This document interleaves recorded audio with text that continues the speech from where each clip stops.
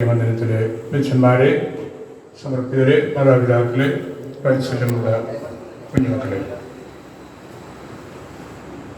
നമ്മുടെ കർത്താവിൻ്റെ പുനരുത്ഥാനം ഈ പുലർച്ചയിൽ നമ്മൾ ആഘോഷിക്കുകയാണ്. 50 നാളുകളിലെ പ്രാർത്ഥനയും ജാഗരണവും ഉപവാസവും എല്ലാം കഴിഞ്ഞ് ദൈവത്തിൻ്റെ പദ്ധതിയുടെ നിശ്ചയപ്രകാരം ഇന്ന് നമ്മുടെ സഭയുടെ ഏറ്റവും വലിയ തിരുനാൾ ഈസ്റ്റർ ആഘോഷിക്കുകയാണ്. വേദപുസ്തകത്തിൽ പുലർകാലം കേവലം ഒരു സമയമല്ല,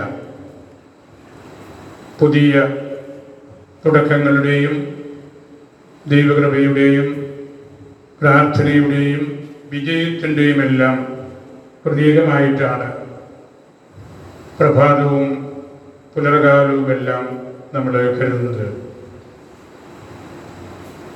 മിശിഹായുടെ ഉയർപ്പ് ഒരു പുതിയ തുടക്കമാണ്. ദൈവിക സമയത്തിലേക്ക് കൈറോസ് എന്ന് സുവിശേഷകൻ പറയുന്ന ആ സമയത്തേക്ക് നമ്മൾ കടന്ന് അടുത്ത് ചെല്ലുന്ന അവസരമാണത്. കല്ലറകൾ യഹൂദ ക്രൈസ്തവ ജീവിതത്തിൻ്റെ ഏറ്റവും പ്രധാനപ്പെട്ട ഒരു കേന്ദ്രമാണ്. അതിൻ്റെ പ്രാധാന്യം കൊണ്ടാണ് പലപ്പോഴും വഴക്കുകളുണ്ടാകുന്നതും കല്ലറകൾക്ക് വേണ്ടിയാണ്. നമുക്ക് സ്ഥലം കിട്ടിയില്ല, എല്ലാ സമയത്ത് കിട്ടിയില്ല, എല്ലാ കുടുംബങ്ങൾക്കും കിട്ടിയില്ല. അത് പുനരുത്ഥാനം പ്രതീക്ഷിച്ച് കഴിയുന്ന നമ്മുടെ ശരീരങ്ങളെ വൃത്തിയായിട്ടും മോടിയായിട്ടും സൂക്ഷിക്കണമെന്നുള്ള കുടുംബാംഗങ്ങളുടെ ആഗ്രഹത്തിൻ്റെ ഫലമായിട്ട് കൂടിയാണ്. കല്ലറകൾ വലിയ ഓർമ്മകളാണ്, തറവാടുകളുടെ ഓർമ്മകളാണ്. അബ്രാഹം, ഇസഹാക്ക്, യാക്കോബ്, സാറ, റബേക്ക, ലേയ, ഇവരുടെ എല്ലാം കല്ലറകളുടെ ചരിത്രം തന്നെയാണ് ആദ്യ ടെസ്റ്റമെൻറ്റിൻ്റെ പഴയ നിയമത്തിൻ്റെ ഒരുപാട് താളുകൾ. കല്ലറകളെക്കുറിച്ച് നമ്മൾ ഓർക്കുകയും അവിടെ പോയി പ്രാർത്ഥിക്കുകയും ചെയ്യുന്നത് നമുക്ക് വലിയ സന്തോഷത്തിൻ്റെ അവസരം കൂടിയാണ്. ലത്തീൻ ഭാഷയിലെ ഒരു പഴഞ്ചൊല്ല് തന്നെ അങ്ങനെ രൂപപ്പെട്ടതാണ്. മോർത്തോയ് വിവോസ് ദോച്ചെന്റ്. മരണപ്പെട്ടവര് ജീവിച്ചിരിക്കുന്നവരെ പഠിപ്പിക്കുന്നു. നമ്മുടെ പൂർവികരുടെ കല്ലറകൾ സന്ദർശിക്കുമ്പോൾ അവർ നമ്മെ പഠിപ്പിക്കുകയാണ് എങ്ങനെയാണ് നമ്മൾ ജീവിക്കേണ്ടത് എന്നതിനെക്കുറിച്ചാണ് നമ്മെ പഠിപ്പിക്കുന്നത്. അവർ വലിയ ഓർമ്മകളുടെ കുമ്പാരത്തിലാണ് നമ്മൾ നമ്മുടെ കർത്താവിൻ്റെ ഉയർപ്പ് മനസ്സിലാക്കാനായിട്ട് പരിശ്രമിക്കുന്നതും. സുവിശേഷകന്മാർ എല്ലാവരും വളരെ താല്പര്യത്തോടു കൂടി പറഞ്ഞു വച്ചിരിക്കുന്ന കാര്യമാണ് കർത്താവിൻ്റെ ഉയർപ്പ്. യോഹന്നാന്റെ സുവിശേഷം 20-ാം അധ്യായം പുലർച്ചയിൽ മഗ്ദലന മറിയം കർത്താവിൻ്റെ തുമ്പിലേക്ക് പോകുന്ന ഭാഗമാണ് പ്രസക്തമായിട്ടുള്ളത്. അവിടെ ചെന്ന് മറിയം ഉദ്ധിതനെ കാണാനോ ശൂന്യമായ കല്ലറ കാണാനോ ഒന്നും ആയിരിക്കില്ല പോയത്. കർത്താവിൻ്റെ ശരീരത്തിൽ സുഗന്ധദ്രവ്യങ്ങൾ പൂശണമെന്നുള്ള ആ ഒരു വലിയ കാഴ്ചപ്പാടിലാണ്. അവിടെ ചെന്ന് കാര്യങ്ങൾ കണ്ടപ്പോൾ മറിയത്തിന് താൻ ഉദ്ദേശിച്ച രീതിയിലല്ല കാര്യങ്ങൾ നീങ്ങുന്നത് എന്ന് മനസ്സിലായി. അവിടെ ഒരു ശബ്ദം അവിടെ കേട്ടു. അത് ബുദ്ധിജന്റെ ശബ്ദമായിരുന്നു. ആ ശബ്ദം മറിയം എന്നായിരുന്നു.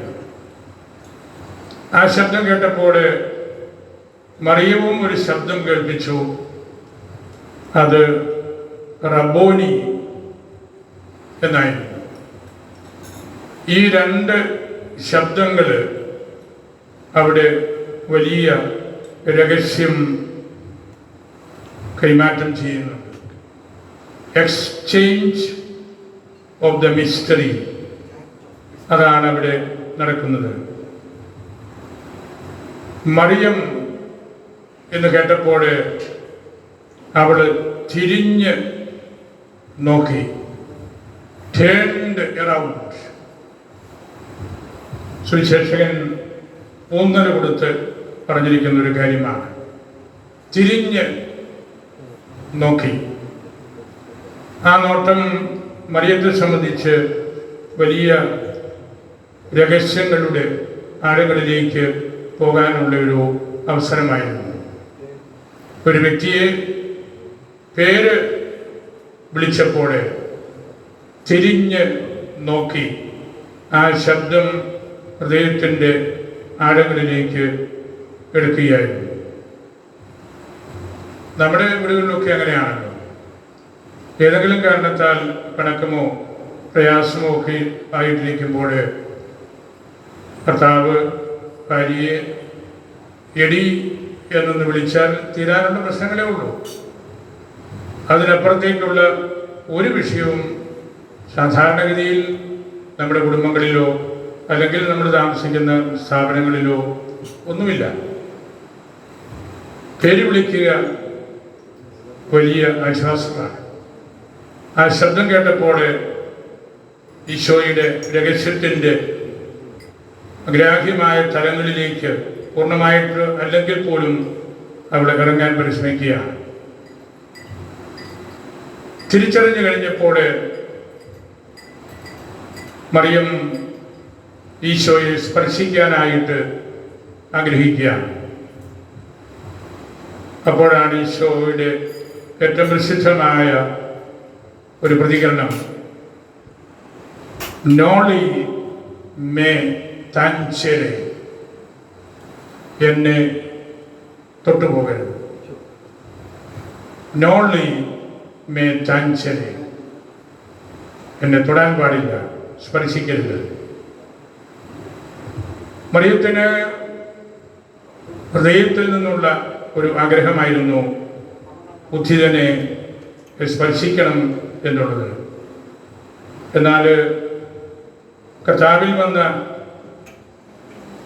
രൂപാന്തരീകരണത്തിൻ്റെ ആ ഒരു അവസ്ഥ മറിയം ഇനിയും മനസ്സിലാക്കണം എന്ന് ഈശോ ആഗ്രഹിക്കുകയാണ്. മറിയം തൻ്റെ പഴയ ആഗ്രഹം കണ്ടിന്യൂ ചെയ്യാനാണ് ആഗ്രഹിച്ചത്.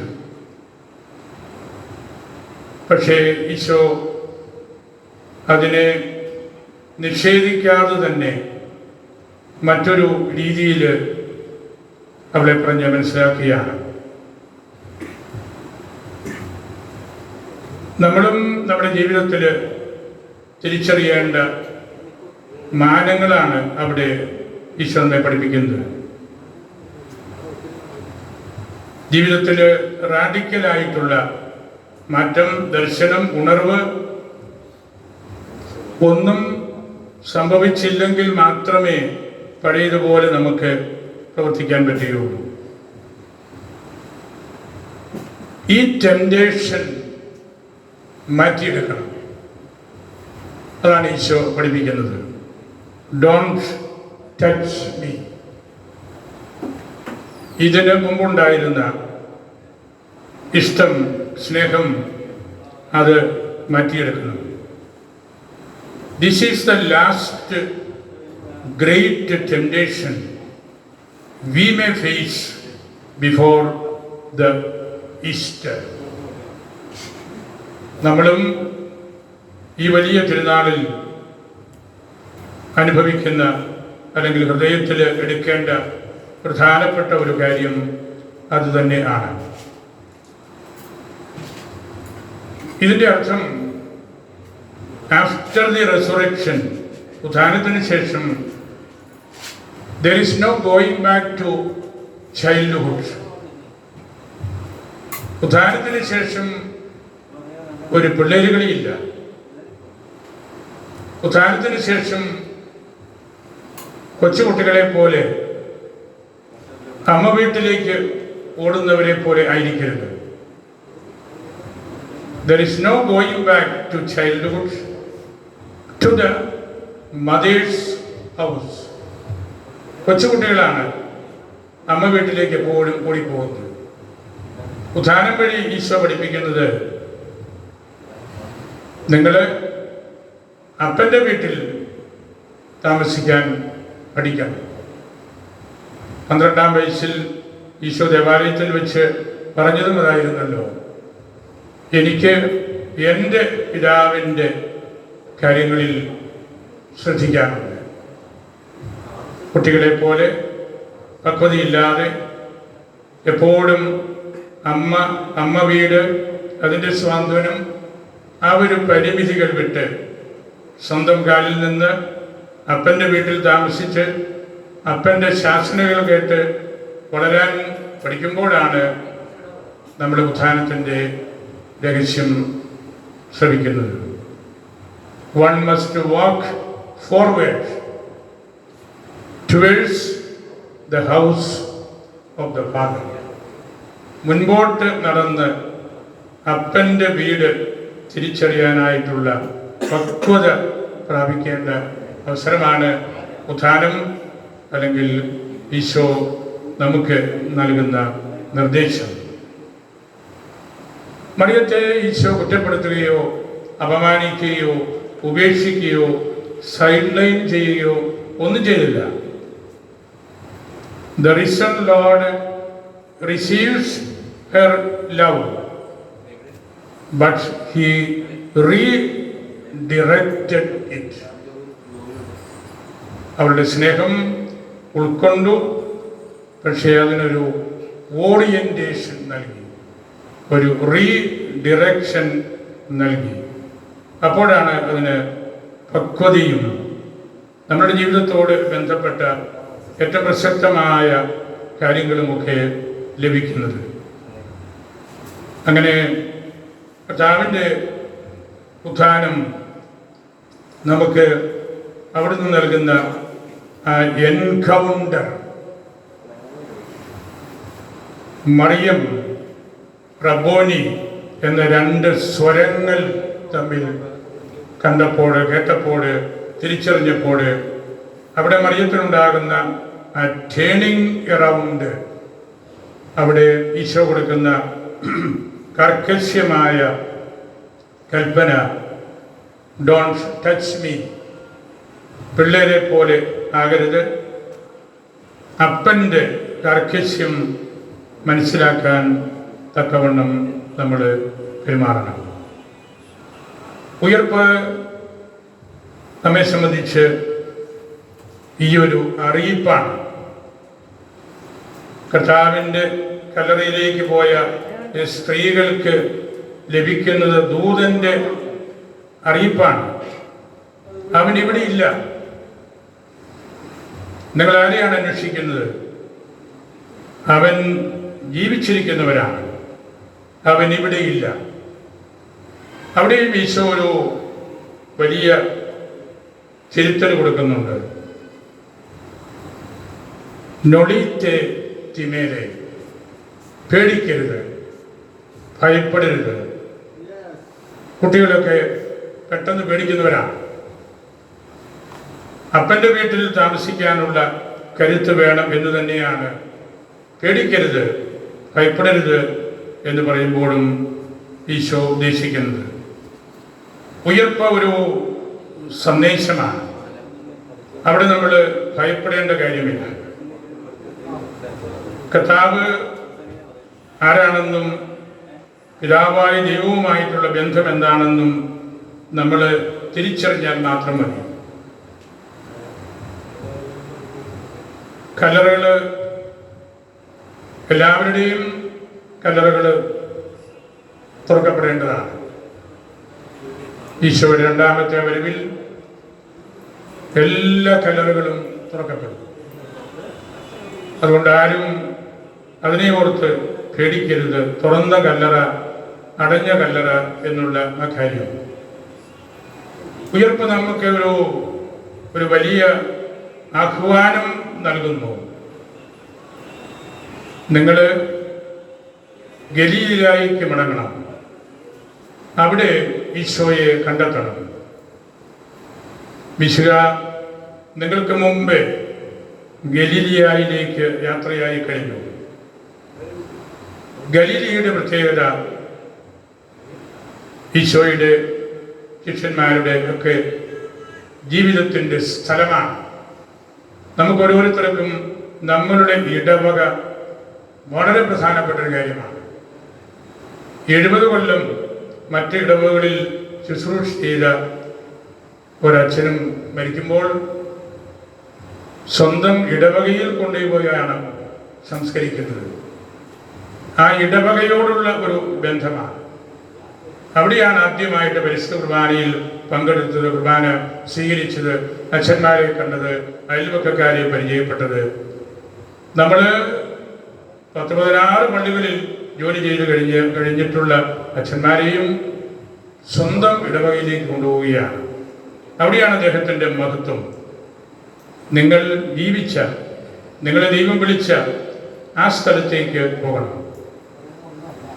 അനുദിന ജീവിതത്തിൽ ഉദ്ധിതനെ കാണാനായിട്ട് ദൈവം നമുക്ക് നൽകിയിട്ടുള്ളത് നമ്മുടെ ചെറിയ കാര്യങ്ങളാണ്, നമ്മുടെ ചെറിയ ഇടവകയാണ്.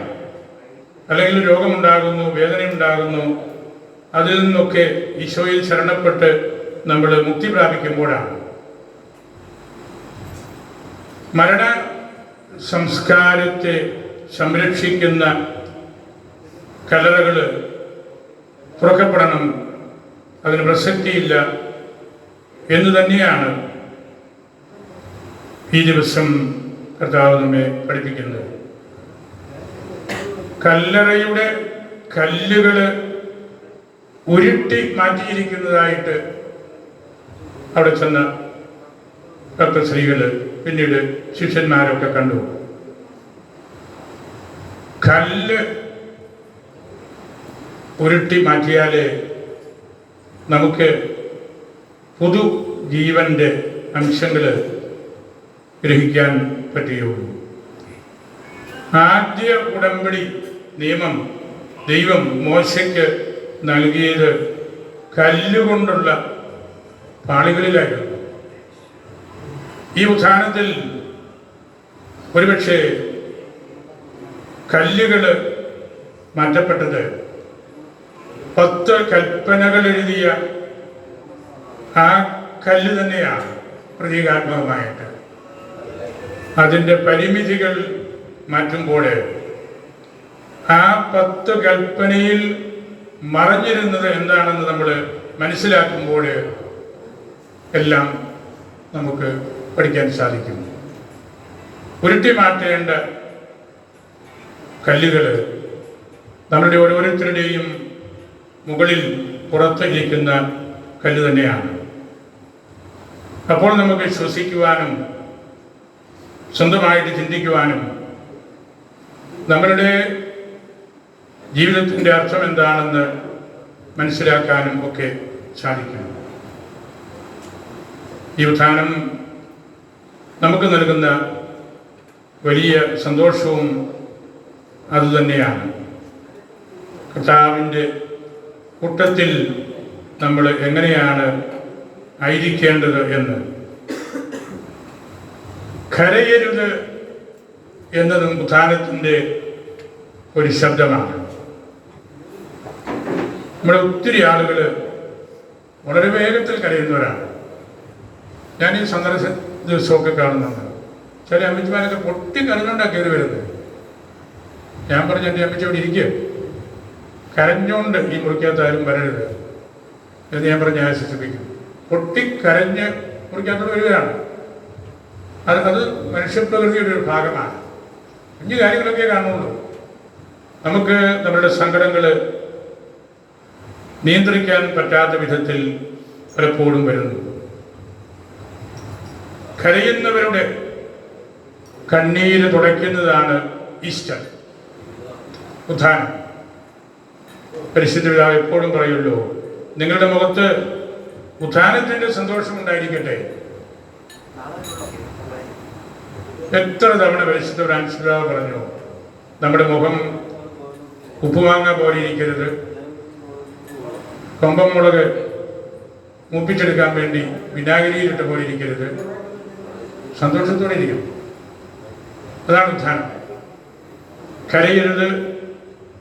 കരയുന്നവരാരെങ്കിലും ഉണ്ടെങ്കിൽ അവരെ നമ്മൾ ആശ്വസിപ്പിക്കണം. അപ്പോഴാണ് ഉത്ഥാനത്തിൻ്റെ പ്രസക്തി എന്താണെന്ന് നമുക്ക് തിരിച്ചറിയാൻ പറ്റും.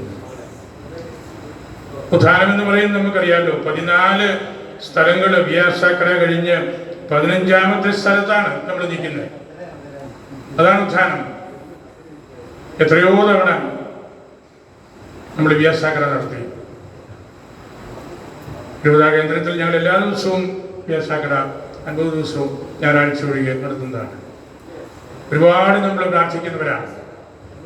മാംസവും മത്സ്യവും എല്ലാം ഉപേക്ഷിച്ച് കുരിശിൻ്റെ വഴിയെ നടന്ന് 50 ദിവസങ്ങൾ പ്രാർത്ഥിച്ചിട്ടാണ് നമ്മൾ ഉദ്ധിതൻ്റെ സന്തോഷത്തിൽ പങ്കുപറ്റാനായിട്ട് പരിശ്രമിക്കുന്നത്. അങ്ങനെ നമുക്ക് നമ്മുടെ ജീവിതത്തെ പരിശോധിക്കുവാനും കണ്ടെത്തുവാനും നമ്മുടെ അടുത്ത് വരുന്നവർക്ക് ഉത്ഥാനത്തിൻ്റെ ആ ശാലീനത കൊടുക്കാനുമൊക്കെ സാധിക്കണം. ഒരുപാട് പ്രതിസന്ധികൾ ഉള്ളൊരു കാലഘട്ടമാണിത്. കർത്താവിൻ്റെ കബറിടം സന്ദർശിച്ച് ലേപനം ചെയ്യാൻ ആഗ്രഹിച്ച സ്ത്രീകളെ കുറിച്ചാണല്ലോ ആദ്യം പറഞ്ഞത്. അവർ പ്രതീക്ഷ നഷ്ടപ്പെട്ട് കരഞ്ഞും കരയാതെയും ഒക്കെ നിന്നപ്പോഴാണ് മലഹായുടെ രൂപത്തിൽ സ്വർഗം ഭൂമിയെ സ്പർശിക്കുന്നത്. അപ്പോൾ ഭൂമി പോലും കുലുങ്ങിപ്പോയി. പുനരുത്ഥാനം വലിയൊരു കുലുക്കമാണ്. എന്തെല്ലാമാണ് അന്ന് സംഭവിച്ചത്? പുനരുത്ഥാനം വലിയൊരു കുലുക്കമാണ്. ജീവിതത്തിൻ്റെ നാനാമുഖങ്ങളും കുലുങ്ങി ഊർന്ന് ഇറങ്ങുന്നത് പോലെ നമുക്ക് തോന്നുന്നു. അതാണ് പുനരുത്ഥാനം. വലിയ ഞെട്ടലുകളോടുകൂടിയ ഭൂമി കുലുക്കമായിരുന്നു ഉത്ഥാനം. ചിലപ്പോഴൊക്കെ നമ്മൾ ഓരോരുത്തരും നമ്മൾ തീർത്ത കല്ലറകളിലാണ് താമസിക്കുന്നത്. നമ്മൾ തീർക്കുന്ന കല്ലറ ജീവിച്ചിരിക്കുമ്പോൾ നമുക്ക് വേണ്ടി എന്ന് പറഞ്ഞാൽ ഒറ്റപ്പിടി ക്ലേശങ്ങളോടുകൂടി നമ്മൾ നടക്കുകയാണ്. വേദനകളോടുകൂടി നമ്മൾ ഒരു കല്ലറ ചുമന്നുകൊണ്ട് നടക്കുന്ന പോലെയാണ്. ചാർലി ചാപ്ലിൻ വലിയ തമാശകാരൻ പറഞ്ഞല്ലോ, എവിടെയെങ്കിലും മഴ പെയ്യുന്നത് കണ്ടാൽ ഞാൻ കുടയില്ലാതെ ഓടി ആ മഴ നനയും. അദ്ദേഹം പറഞ്ഞ കാരണം, എനിക്ക് നല്ലതുപോലെ ഒന്ന് കരയണം. ഞാൻ വലിയ തമാശകാരനാണ്. എൻ്റെ ദുഃഖങ്ങളോർത്ത് ഞാൻ കരയുമ്പോൾ മറ്റുള്ളവർക്കത് വലിയ പ്രയാസമുണ്ട്. മഴ നനയുകയാണെങ്കിൽ കണ്ണിൽ നിന്ന് മഴവെള്ളം വീഴുന്നതാണെന്ന് മറ്റുള്ളവർ കരുതിക്കൊള്ളൂ. അതാണ് മനുഷ്യൻ്റെ അവസ്ഥ.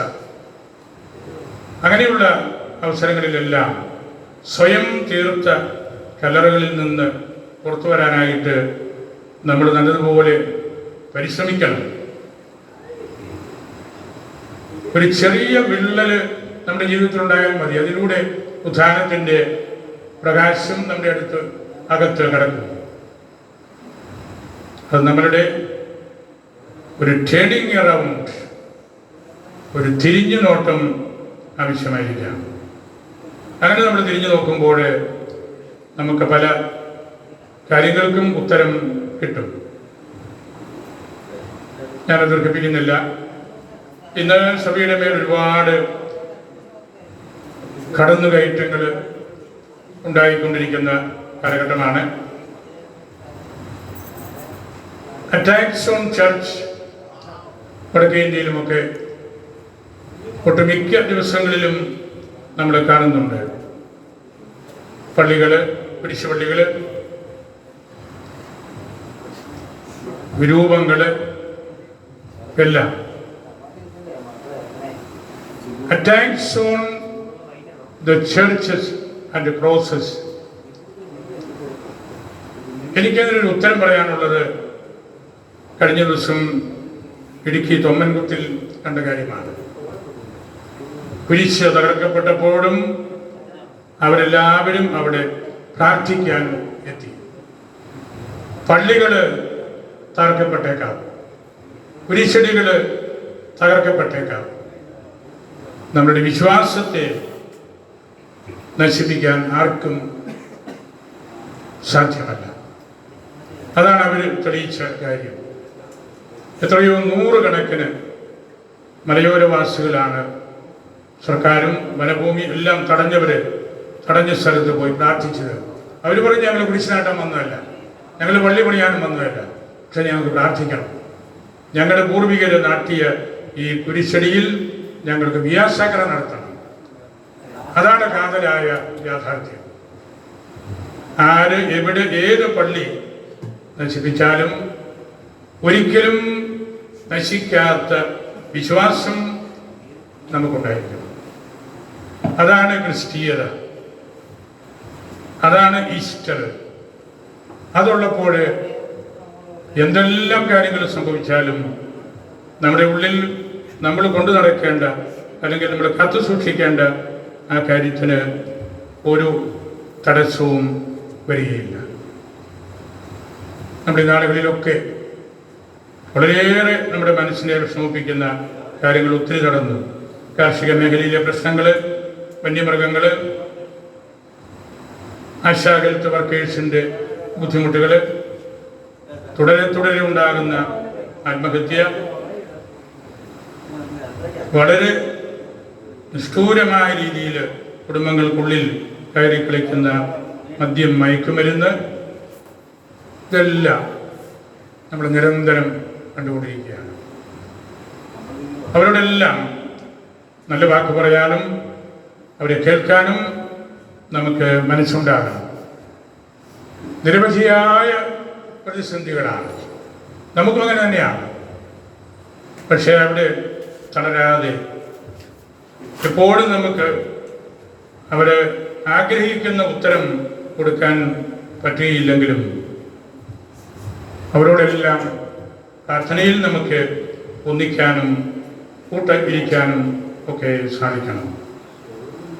അങ്ങനെ ഉത്ഥാനം നമുക്ക് നമ്മുടെ മുമ്പിൽ കാണുന്ന എല്ലാ പ്രതിസന്ധികളിലേക്കും കണ്ണു തുറന്ന് ഇറങ്ങിച്ചെല്ലാനും എല്ലാവരുടെയും മുഖത്ത് സന്തോഷമുണ്ട് എന്ന് ഉറപ്പുവരുത്താൻ ഒരു പരിശ്രമം നടത്താനുമുള്ള അവസരമാണ്. പരിശുദ്ധ ഫ്രാൻസിസ് പിതാവ് നിരന്തരമായിട്ട് നമ്മെ പഠിപ്പിക്കുന്ന യാഥാർത്ഥ്യവും അതാണ്. നമ്മൾ ഈ ഭദ്രാസന ദേവാലയത്തിൽ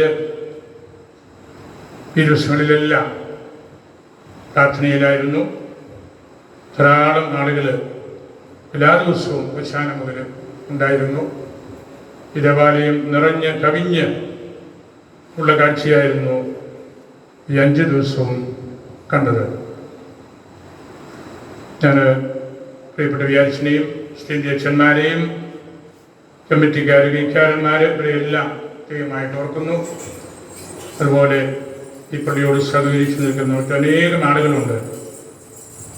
നമ്മളുടെ കോയരംഗങ്ങൾ, സിസ്റ്റേഴ്സ്, യൂത്ത്, കുർബാനയിൽ കൂടുന്ന കുട്ടികളെല്ലാം നിങ്ങളുടെ കൂട്ടായ ഒരു പരിശ്രമത്തിൻ്റെ ഫലമായിട്ടാണ് നമുക്ക് ഈ കഷ്ടാനുഭവ ആഴ്ചയിൽ നമ്മളുടെ രൂപതയുടെ ഈ ഒന്നാമത്തെ പള്ളിയിൽ ഇതുപോലെ ആയിരിക്കാനായിട്ട് സാധിച്ചു.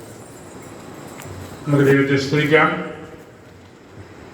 ഈ ദിവസങ്ങളിലും അതിനു മുമ്പും നമ്മുടെ വലിയ പിതാവ് കൂട്ടത്തിൽ ഉണ്ട്. നമ്മുടെ ശമാശന്മാർക്ക് ചിരിപ്പട്ടം നൽകാൻ, കഴിഞ്ഞ ദിവസം ശംശാനപ്പട്ടം നൽകാൻ, ഈ ആഴ്ചയിലെ തിരുക്കർമ്മങ്ങളിൽ എല്ലാം അല്പം അനാരോഗ്യമൊക്കെ ഉണ്ടെങ്കിലും നമ്മുടെ രൂപതയുടെ പ്ലാറ്റിനം ജൂബിലി വർഷമാണ്. പിതാവിന് 99 വയസ്സാണ്, പ്രായമാണ്. അതെല്ലാം കൂടെ പരിഗണനയിൽ എടുത്തുകൊണ്ടാണ് ഓരോ ദിവസവും ഞാൻ ചോദിക്കും, നമുക്ക് പോകണ്ടേ, പോയേക്കാം എന്ന് പറയും. ഇന്നലെ ലിഡിയ കഴിഞ്ഞ് ചോദിച്ചപ്പോൾ മറ്റച്ഛന്മാർ പറഞ്ഞു, ഈ കടുങ്കൈ രാത്രിക്ക് വേണ്ടായിരിക്കും. അന്നേരം പിതാവ് പറഞ്ഞു, നമുക്ക് പോയേക്കാം. അതാണ് വലിയ പിതാവ്. നമുക്ക് വലിയൊരു ആശ്വാസമാണ്, സാന്ത്വനമാണ്, സന്തോഷമാണ്. അങ്ങനെ ഈസ്റ്റർ കഴിഞ്ഞ വർഷങ്ങളേക്കാൾ തൃപ്തികരമായ ഹൃദയത്തിലുള്ള ഒരു സന്തോഷത്തിൽ നമുക്ക് ആചരിക്കാനും ആഘോഷിക്കാനുമെല്ലാം ഈ തിരുപ്പട്ട ശുശ്രൂഷകളിലും അതുപോലെ ഈ വലിയ കഷ്ടാനുഭവ ആഴ്ചയിലെ കർമ്മങ്ങളിലുമൊക്കെ സാധിച്ചു. ഒരിക്കൽ കൂടി നിങ്ങളെല്ലാവരെയും സ്നേഹത്തോടെ ഓർക്കുന്നു. പരിശുദ്ധ അൽഫോൻസാമയ്ക്ക് സമർപ്പിക്കുന്നു. പുനരുത്ഥാനത്തിൻ്റെ